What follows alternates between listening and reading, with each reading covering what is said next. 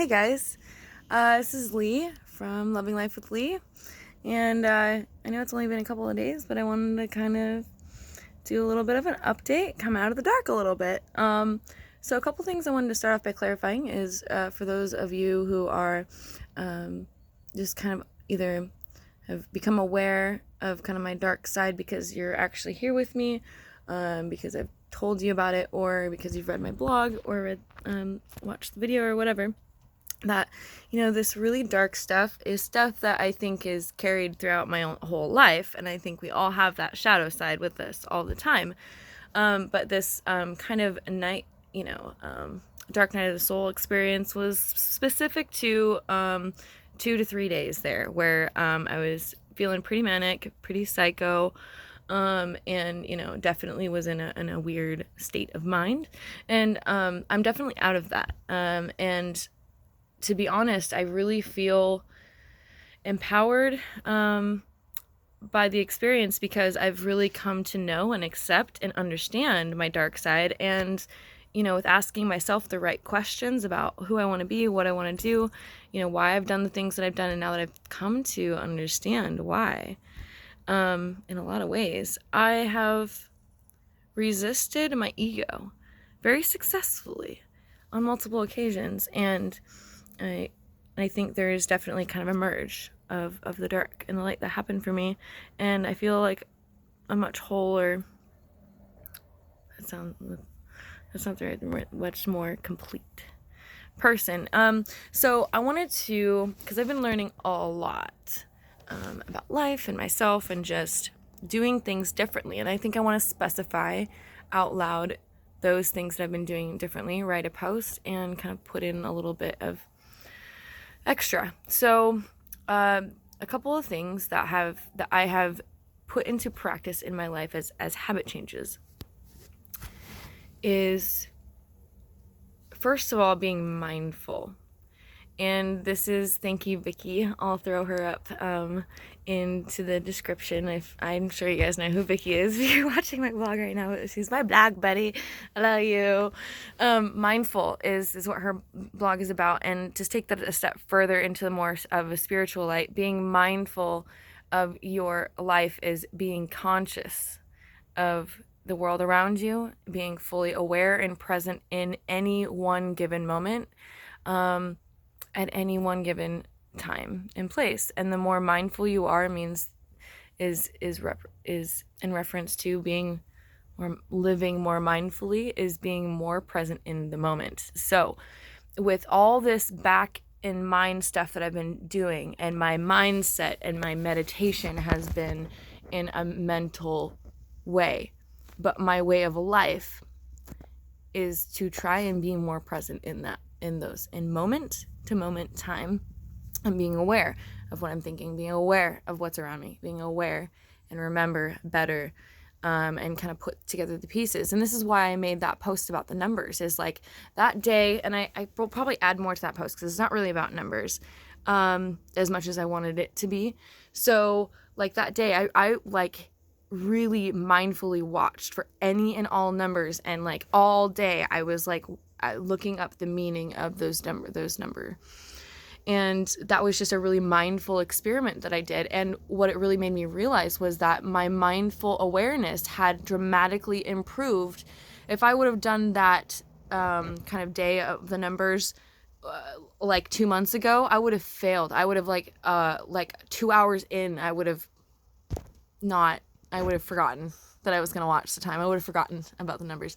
And so, it would have just gone on the bucket list of something I want to do one day, instead of just doing it for a day.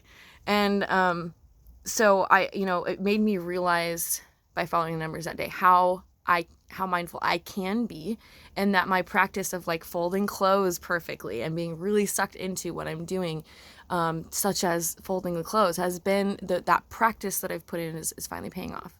So mindfulness, and doing research about mindfulness to know and understand what it is, mostly from like a Zen Buddhist point of view. The book that I recommend is also linked in my blog, but I'll link it down below in the description eventually, of A Living in Balance by Joe Corey, I think. LeVay, no. Joel and Michelle LeVey. Okay, Levey, I think. So mindfulness and then meditation, taking time, even if it's just for like 2 minutes, to like step outside and like drop my energy, drop my negative thoughts, give it back. I found that one really, I don't know if it's a meditation, but it's more of like a giveaway of my negative crap, that illogical, stupid, confusing, blah stuff that you know isn't true, that you're just trying to like deal with. And it's not like an emotional memory or trauma. It's just something that you know irritates you for no good reason. You just need to accept and give it away, is to just touch a tree. And I think this is where the tree huggers concept for many comes in. Like, if you can just give it to a tree and a tree will suck that up right out of you so quick. It is amazing how quickly trees can take away just the mental stress of confusion and illusion. So just coming outside and just standing with, I'm barefoot like 98% of the time. I drive with shoes on, and I go into public places with shoes on that require me to. Other than that, I don't really wear shoes. And I think why is because, it keeps me connected, keeps me grounded to the earth, which I think is really important. I don't get sick very often. I have a pretty good immune system. I process toxins well, and I think I can attribute a lot of that to skin contact with the earth and skin to skin contact with sunlight and stuff easily too. So just being and I think maybe that's even one of these things, is just being physically connected to my surroundings in a more mindful way has actually increased the relationship that I have with the energy of the earth and the energy of the trees and the energy around me, because I'm more aware of that energy. I'm tested it, experimented with it, been the scientist enough to know that it does work. If only for me, these things work. Time and time and time and time and time and time and time and time again. And now I'll even specify too, like, I don't mindfully know that much yet about like rocks and minerals and crystals and stuff. Vicky's learning a lot more about that, and so is my husband. And so I'm kind of like letting them do that, and I'll learn from it what they learn, kind of deal. I'm just kind of like watching from the sidelines, like, okay, wait, what'd you guys learn? Tell me, instead of me having to do, because I'm doing all my own research about energy and emotions and all this stuff. So like, sharing of resources, sharing of knowledge is something I'm all about. And so because I haven't worked that much with rocks and stuff, so when Bowden hands me like a piece of obsidian, like, oh, this will protect you from whatever, like, cool, thanks, I love you, and I appreciate you doing your magic for me. I'll hold on to the rock. And I kind of go about my day, but I haven't like played with some of this stuff like I have with my mind and thoughts and things. So moving on. Another thing, I had a couple things lined up in my head before I started. So let me think. Oh, duh, I remember. So I woke up this morning, and actually, I'll say this much, my oldest friend, my best friend, and by like best friend, I mean like this is my back in the day childhood friend. We met in elementary school in the 5th grade. Yeah, as band geeks. And she's an Aquarius. And so yeah, she called me, and we've always been in good contact, but she does live in California. So we've had she's my longest friend ever. And over the last couple of years, particularly, we actually talked about it this morning, that we haven't been in very good contact over the last couple of years, just growing up and maturing. And now coming back into it, like I spent almost 2.5 hours on the phone with her this morning. And it was great. Oh my gosh, I feel like $1 million. So, I think one of the things that really makes a big difference, and has really helped me a lot, admittedly, is there has been multiple people that I've reached either back out to or reconnected with, or like however you want to say that. Like, there's been many of my best friends, people that mean the most to me, that I have put effort into reconnecting with. And, you know, it doesn't have to be a 2-hour conversation like that. Just like a text message of like knowing, that friendship is beautiful. It's beautiful. Just knowing that they're alive and that they're well. Oh, they just landed right on my phone. And butterflies symbolize transformation. And I think friendships are transformations. And especially the ones that are there the whole time, like my friend from California. They're the people that really trigger me. They light me up. They cause me joy. And I think we all have people that we meet in life, and you're like, I know you. I know you before you even know them, before you even like spend any bonding amount of time together. You're just kind of like, I feel like I already know you. And I think on a soul level, there are totally people out there that you do know, that are your, dare I use a more modern age term of soul family. And I just, it's just too true to not be true.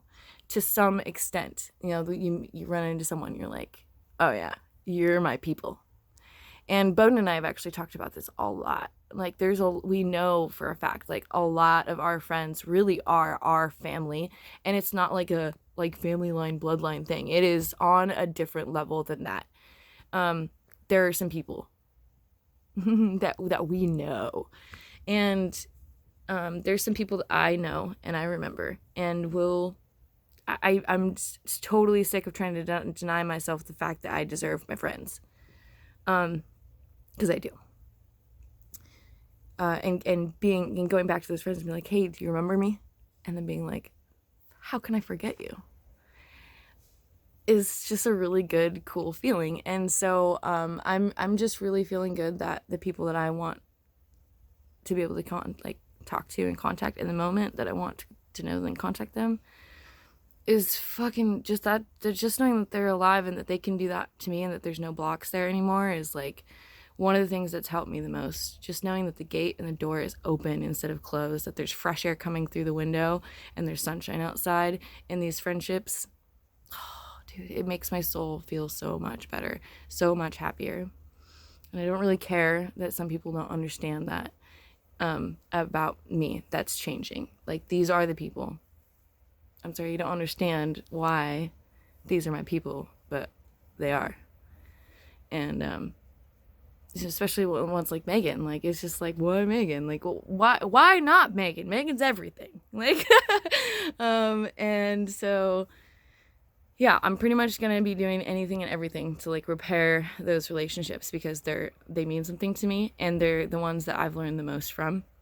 And I know I'm being told spiritually within myself to make those bridges, so that when the time is right, those lessons become available, especially because so much time has passed with some of these things. Even once, like my California friend Megan, like because there's been time in between our last more bonding stuff, like we've learned stuff since then. And her being another Aquarius, like, they're similar lessons to learn. So if there's something that happened to her personality is very similar to my personality. So it's very easy for us to talk about something and be like, oh, you know what? I would have done the same fucking thing.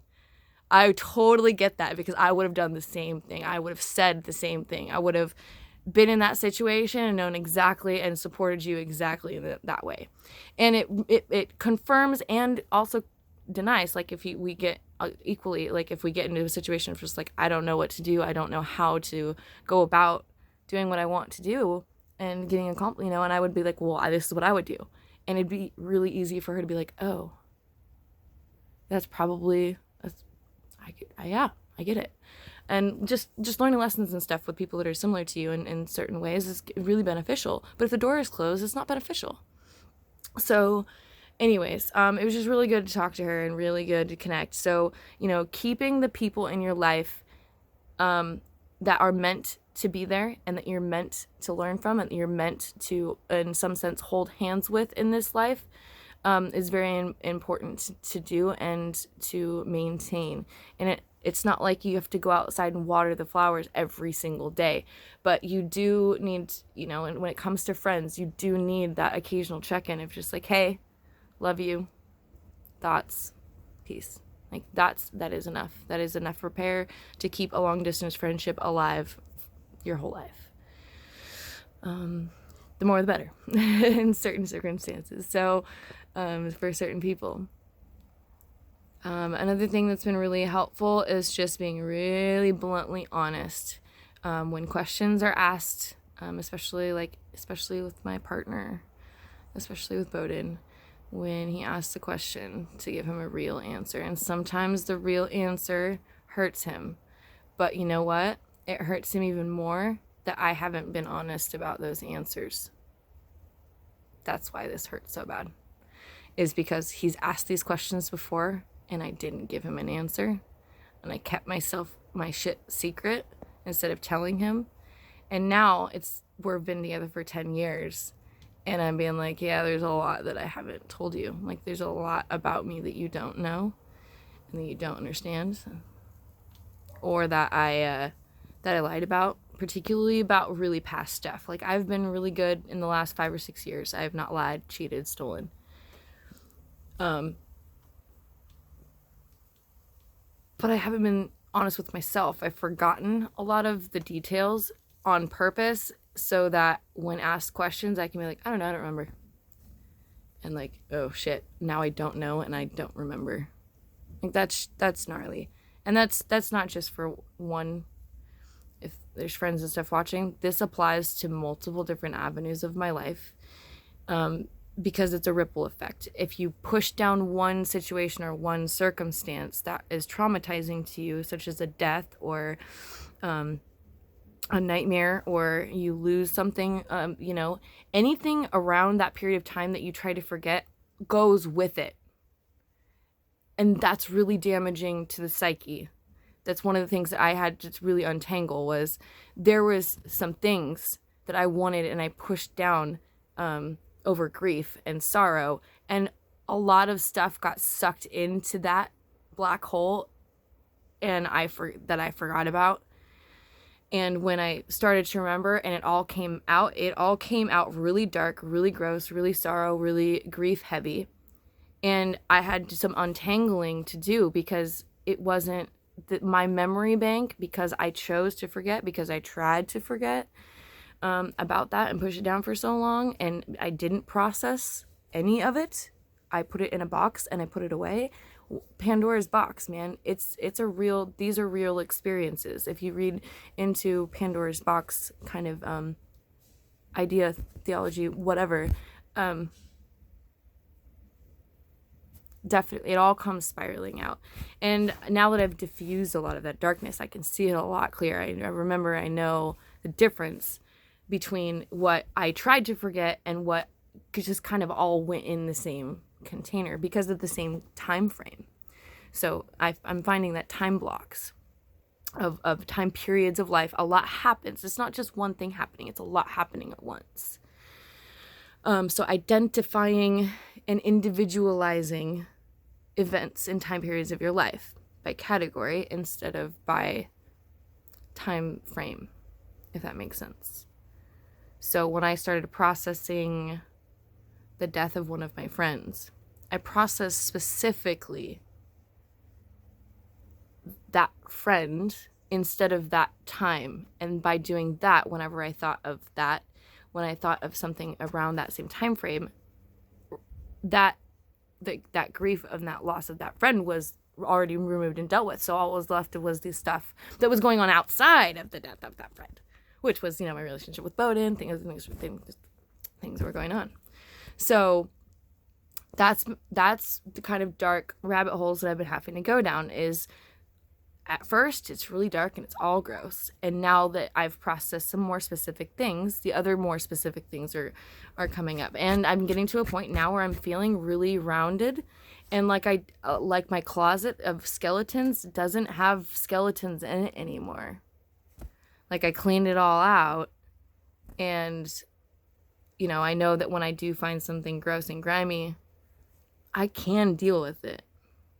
So I'm really getting very far. And I guess that's another one of the things, is just not being afraid of myself up here. And by not being afraid of myself, it's really caused me to be able to face my own created fears and things. So now that I'm through like that kind of manic, crazy thing, I don't know, I'm feeling pretty courageously fearless in such a way that now I'm just afraid of my fearlessness. Now I'm like, oh shit, am I gonna be afraid of everything? Like, I don't want to be diving like an idiot. And this is where me and my patience, my reflect before act, mindfulness circle comes back around to paying more attention in the first place, being more aware of my surroundings in the first place, not being so caught up with just one aspect of life. Because there's a lot going on here. There's a lot of different layers, a lot of different relationships, a lot of different friendships, a lot of different choices to make, work, life, sex, blah, like everything.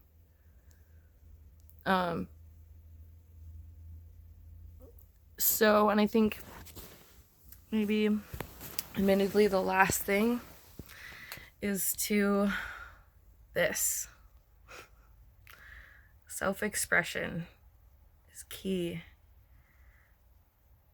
I write and I vlog now. Still kind of new, but I'm kind of digging it, to be honest. Something else that I do sometimes is record the conversation with myself. Just for myself. Just like sit down and like talk out loud to myself is actually helping me a lot more than having the conversations just in my mind right now. So like I'm almost like self-podcasting. And it's really helpful. And to be honest, a lot of the recordings I've deleted because I feel differently now. And it's kind of cool to go back and realize how differently you do or don't feel about some of the things that you're trying to process. Like almost like ranting to yourself. Because the thing with friends is like they kind of have their own questions. Like friends have their own lessons, their own questions, their own perceptions of things. So even though when you're going through something that like, and I think this is like a psychological thing, but like you want to talk to one. So you're like going through a hard time and you're like, oh, I want my friends to like pay attention enough to me. Like I want my friends to care about me, and you like and crave the attention of other people to help you process your stuff. But it's kind of confusing because like you have a set of